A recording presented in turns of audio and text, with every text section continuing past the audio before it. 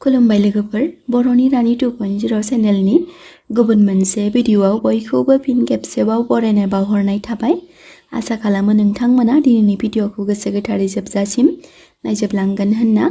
लोगोफोर, नोंथांमोना भिडिअनि थाम्बनेलाव नायना मोनथिनो हाखाबाय जानांगौ दिनैनि भिडिअआ मानि सोमोन्दै जागोन। नोंथांमोनाबो जुदि बेनि रहस्यखौ मोनथिनो लुबैयोब्ला भिडिअखौ जोबनायसिम नायजोबलांनो हागोन, अब्लासो नोंथांमोना बेनि सोमोन्दै मिन्थिनो हागोन। बेनिनो भिडिअखौ जागायनायनि सिगां नोंथांमोननिसिम मोनसे खावलायनाय, दिनैसो चेनेलाव गोदानै फैसनदोंब्ला बर'नि रानि 2.0 चेनेलखौ साबस्क्राइब खालामना लाब्लानो जाबाय, जाहाथे जेब्ला जों बेबायदिनो गोदान भिडिअ आपल'ड खालामो अब्ला नोंथांमोना थाबै नटिफिकेसनखौ मोनहैनो हायो। दानिया जों सावरायदोनि दै गोथाराव थुलुंसि बिलाइखौ होनायनि गुबै रहस्यनि सोमोन्दै। बेयो सैथो जुगनि बाथ्रा। सानसेखालि नमी सारिनियाव गोबां ऋषि-मुनिफ्रा ज' जानानै भक्ति आरो मोक्षनि रहस्यनि सोमोन्दै सावरायलायनाय जायो। बेवहायनो सासे दुति मुंनि ऋषि-मुनिया सोंलु खालामनायसै जे, हे महाऋषिफोर, आं मोनसे सोंथिनि फिननायखौसो मोनथिनो हांखुर जादोंमोन। अन्नानै आंनो बेनि सोमोन्दै फोरमायना होदो। अब्ला महाऋषि सुतजी महाराजआ मिनिस्लु महरजों बुंदोंमोन जे, बुं, नों मा सोंलुनि फिननाय मोननो लुबैदों? अब्ला ऋषि दुतिया सोंनायसै, हे महाऋषि, थुलुंसिखौ दै गोथाराव होनायनि गुबै रहस्यआ मा? बेयाव मा गुमुर हाबखोमाना दं? बेनि सोमोन्दै आबुं गियानखौ मोनथिनो हानायमोनब्ला मोजां जागौमोन। अब्ला सुतजी महाऋषिया मिनिस्लु महरजों बुंदोंमोन, हे ऋषि-मुनिफोर, बेनि गुमुरआ शास्त्रआव मोनसे सिमा गैयै गोथार होनना लिरजानाय। जाय बेखौ गोसो गोथारै खोनासंलांगोन बिसोरो जिउआव सुख सान्ति आरो इसोर बिष्णुनि अननायखौ आबुङै मोननो हागोन।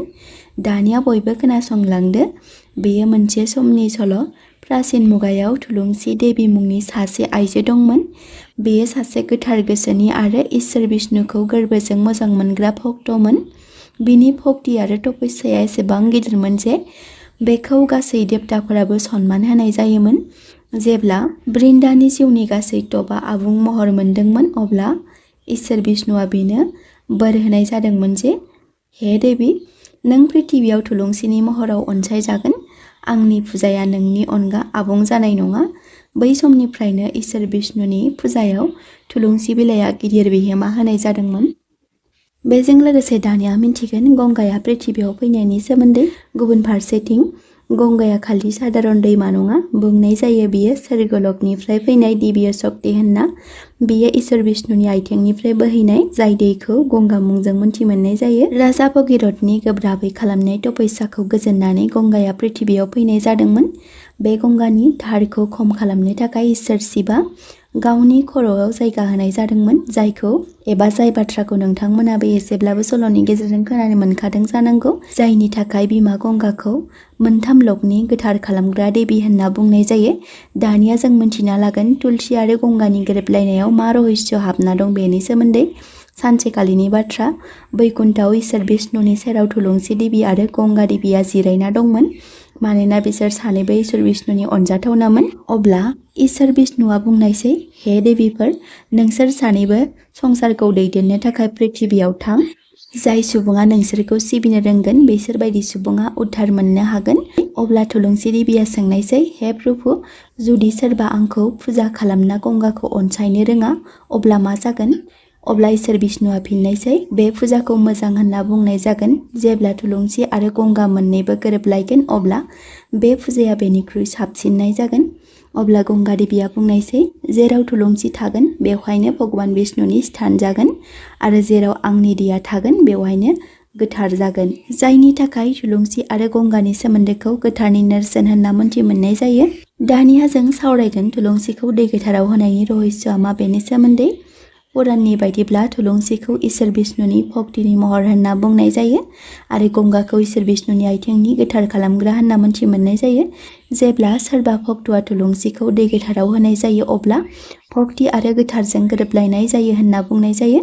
जेरै आत्मा आरो परमात्मानि गेजेरनि गोथौयै गोरोबलायनाय, बेबादि नोंथांमोनाबो मिन्थिखायो जानांगौ जेब्ला जों इसोरनि थानाव दै गोथार खालामो बेवहाय थुलुंसि बिलाइखौ बाहायनाय जायो होनना। बेखौथ' जों गासै न'खराव मावबोबाय थाखायो। फै दानिया बेखौ रासिनै मिन्थि मोननायनि थाखाय मोनसे सल'खौ खोनासंग्रोनि। प्राचीन मुगायाव निरधन मुंनि ब्रह्मान दंमोन।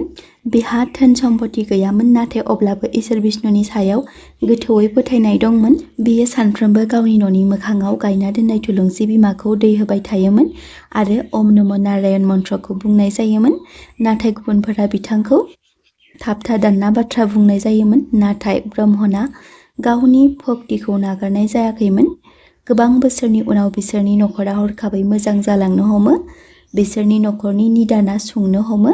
बेबायदिनो इसोर बिष्णुआ सानसेखालि बेनि सिमाङाव नुजाथिफैनायसै आरो बुंनायसै जे, हे भक्त, नों थुलुंसि आरो गंगा मोननैखौबो समानै सनमान होदों। बेनि थाखाय जोंनि अनसायनाया नोंथांनिसिम अरायबो थाबाय थागोन। बेबायदिनो बे ब्राह्मणनि नखरा इसोरनि अननायजों मोजां जालांदोंमोन। बेबायदिनो सुतजी महाराजआ गासै ऋषिमुनिफोरनि सिगाङाव बुंनायसै जे थुलुंसि आरो गंगा सानैबो इसोरनि देबि शक्ति। थुलुंसिया जादों भक्तिनि महर आरो गंगाया जादों गोथार।